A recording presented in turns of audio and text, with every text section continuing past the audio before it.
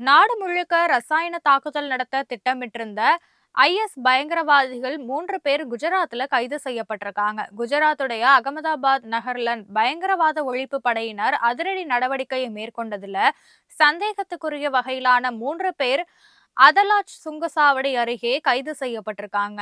அவர்கள் அகமது மொஹியுதீன், அசாத் சுலைமான் மற்றும் முகமது சுஹேல் சலீம் கான் ஆகியோரை அடையாளம் காணப்பட்டு இருக்காங்க. அவங்க கிட்ட இருந்து 2 கிளாக் ரக கைத்துப்பாக்கிகள், பெரட்டா ரக கைத்துப்பாக்கி 1, 30 தோட்டாக்கள் மற்றும் 4 லிட்டர் ஆமணக்கு எண்ணெய் ஆகியவை பறிமுதல் செய்யப்பட்டிருக்கு.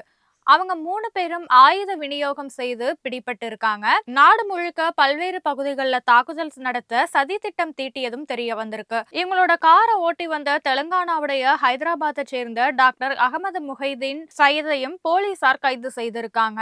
ஆமணக்கு விதைகளுடைய கழிவு பொருள்ல இருந்து கிடைக்கும் அதிக நச்சுத்தன்மை கொண்ட ரெசின் என்ற ரசாயன விஷத்தை தயாரித்து அதை கொண்டு நாட்டுடைய பல இடங்கள்ல தாக்குதல் நடத்த மருத்துவர் சையத் சதி திட்டம் தீட்டியதும் விசாரணையில தெரிய வந்திருக்கு.